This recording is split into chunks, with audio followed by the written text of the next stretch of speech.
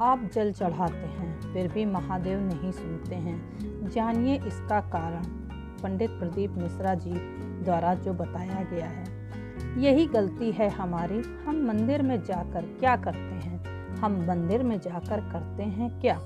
एक लोटा जल हम चढ़ा रहे हैं और पहले भी कथा में बताया गया है कि लोटा जल शंकर जी को चढ़ना चाहिए, क्योंकि दुनिया के कई लोग कहते हैं कि हम जल चढ़ा रहे हैं, इतने दिन हो गए हैं, जल चढ़ाते हैं, इतने दिन हो गए हैं, लेकिन भगवान हमारी सुन नहीं रहे। शिव जी हमारी नहीं सुन रहे, पड़ोसी की सुन ली, तुम्हारी क्यों नहीं सुनी? उसका क्या कारण है कि तुम्हारा एक लोटा जल शंकर जी को नहीं चढ़ रहा है? तुम्हारी दृष्टि में अभी भी भेद है।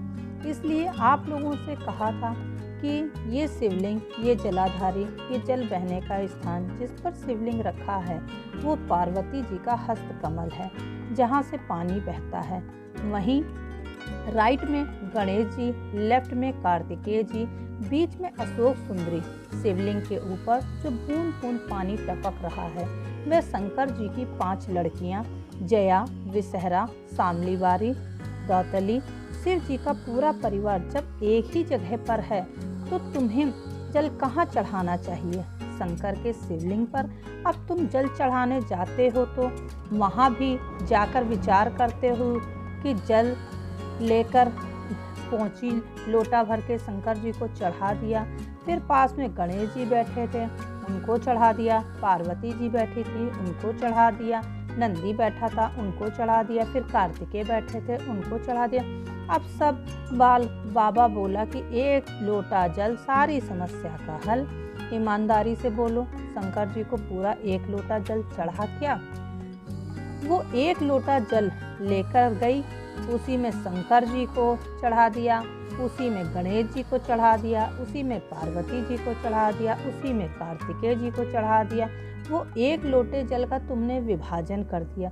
इसलिए शंकर जी भी कह रहे हैं कि तेरी दृष्टि में अभी भी सब देवता अलग अलग हैं। जिस दिन एक शिवलिंग में तुझे राम, कृष्ण, देवी देवता, गणेश सबका दर्शन होने लगे, समझ लेना उस दिन तेरा दुख समाप्त होना प्रारंभ हो गया, दिन तेरा सुख समाप्त हो गया। हम शिव के वो एक लोटे जल को समझ ही नहीं पा रहे और आपस में कई लोग होंगे जो ये गलती करते हैं, ऐसा नहीं करते होंगे। एक लोटा जल चढ़ाना, गणेश जी को चढ़ा दिया, पार्वती जी को चढ़ा दिया, नंदी को एक लोटा जल पूरा। जब हमारे यहाँ शंकर जी के मंदिर में टूटा हुआ नारियल नहीं चढ़ता, शिव जी के मंदिर में टूटा हुआ चावल का दाना नहीं चढ़ता, शिव जी के मंदिर में टूटी हुई सामग्री नहीं चढ़ती, तो आधा लोटा जल क्या करेंगे? भोलेनाथ पूर्ण समर्पण, पूर्ण, और जब पूर्ण समर्पण होगा तो वो सुख अपने आप आपको मिलेगा। आपने महाराज जी शिव को रिझाना, भगवान शंकर को रिझाना, बहुत शिव को रिझाने में देरी नहीं होती। शंकर को जैसे ही जल चढ़ाया वैसे ही भोलेनाथ प्रसन्न होकर प्रारंभ कर देते हैं शिव करुणा के साथ। इसलिए शिव महापुराण की कथा में भगवान शंकर की पवित्र चरित्र में वर्णन है। शिव को रिझाने का तरीका बिल्कुल सहज है। शिव को पूजन करने की विधि प्रिय है कि शिव जी को भाव प्रिय जम के बोलो जरा, सबकी आवाज आना चाहिए।